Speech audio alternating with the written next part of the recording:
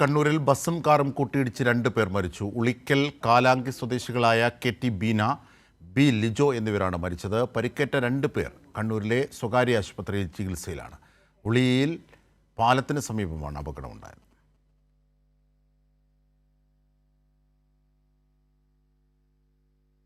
കണ്ണൂരിൽ ബസും കാറും കൂട്ടിയിടിച്ചാണ് അപകടമുണ്ടായത്. 2 പേർ മരിക്കുകയാണ് ഉണ്ടായത്.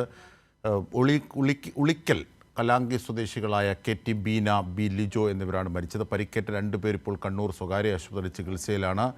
ഇതിൻ്റെയൊക്കെ വിവരങ്ങളുമായി സന്തോഷ് എം ഞങ്ങളുടെ പ്രതിനിധി ചേരുന്നു. സന്തോഷ്, ഭീകരമായ കൂട്ടിയിടിയാണ്. കാരണം ആ കാറിൻ്റെ അവസ്ഥ ഇപ്പോൾ ദൃശ്യങ്ങളിൽ കാണുന്നത് സൂചിപ്പിക്കുന്നതാണ്. ഇപ്പോൾ പരിക്കേറ്റ് കഴിഞ്ഞ 2 പേരുടെ അവസ്ഥ എന്താണ്? എന്തൊക്കെയാണ് അപകടവുമായി ബന്ധപ്പെട്ട വിവരങ്ങൾ?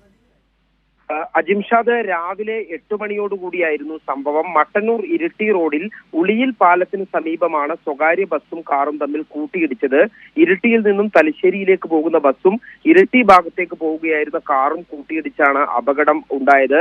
ഈ അപകടത്തിൽ കാറ് പൂർണ്ണമായും തകർന്നിരുന്നു. ഈ കാറ് വെട്ടിപ്പൊളിച്ചാണ് കാറിൽ ഉണ്ടായിരുന്നവരെ ഉടൻ തന്നെ ആശുപത്രിയിൽ എടുത്തത്. ഇരിട്ടി ഉളിക്കൽ കാലാങ്കിയിലെ ഒരു കുടുംബം സഞ്ചരിച്ചിരുന്ന കാറാണ് അപകടത്തിൽപ്പെട്ടത്. ഇവരെ ഉടൻ തന്നെ പുറത്തെടുത്ത് കണ്ണൂരിലെ സ്വകാര്യ ആശുപത്രിയിൽ എത്തിച്ചെങ്കിലും 2 പേരുടെ ജീവൻ രക്ഷിക്കാനായില്ല. ആശുപത്രിയിൽ എത്തിക്കുമ്പോഴേക്ക് തന്നെ ഇവർ മരിച്ചിരുന്നു. കാലാങ്കി സ്വദേശികളായ കെ.ടി. ബീന, ഈ ബീനയുടെ ഭർത്താവിന്റെ സഹോദരിയുടെ മകൻ മംഗലാപുരത്തുള്ള ബി. ലിജോ എന്നിവരാണ് മരിച്ചത്. വാഹനത്തിൽ ഈ മരിച്ച ബീനയുടെ ഭർത്താവ് തോമസും മകൻ കെ.ടി. ആൽബിനും ഉണ്ടായിരുന്നു. ഇവർ കണ്ണൂരിലെ സ്വകാര്യ ആശുപത്രിയിൽ ഇപ്പോൾ ചികിത്സയിലാണ്. എറണാകുളത്ത് നിന്നും വിവാഹ ആവശ്യത്തിനുള്ള വസ്ത്രങ്ങൾ ഉൾപ്പെടെയുള്ള സാധനങ്ങൾ വാങ്ങി നാട്ടിലേക്ക് മടങ്ങുന്നതിനിടയിലായിരുന്നു ഈ അപകടം ഉണ്ടായത്. അജിംഷാദ്, ഇത് ഈ അപകടം സ്ഥിരമുണ്ടാകുന്ന സ്ഥലമാണോ? എന്താണ് ഈ അപകടത്തിലേക്ക് നയിക്കപ്പെട്ടത്? ഈ പോലീസും നാട്ടുകാരും ദൃക്സാക്ഷികളും ഒക്കെ പറയുന്നത് എങ്ങനെയാണ്? ഏതാണ് ഈ കാർ ഇത്രയേറെ തകർന്നു പോയല്ലോ?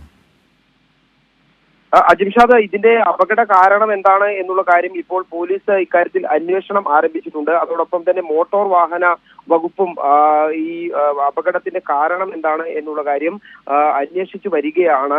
ഈ വാഹനത്തിന്റെ ആ സമയത്ത് കൂട്ടിയിടിക്കുന്ന സമയത്ത് അമിത വേഗതയിലായിരുന്നില്ല, പക്ഷെ നിയന്ത്രണം വിട്ടതാണോ എന്നുള്ള കാര്യത്തിൽ ഒക്കെ സംശയമുണ്ട്. ഏതായാലും അക്കാര്യത്തിൽ വിശദമായിട്ടുള്ള പരിശോധനകൾക്ക് ശേഷം മാത്രമേ അപകടത്തിന് കാരണം എന്താണ് എന്നുള്ളത് വ്യക്തമാവുകയുള്ളൂ.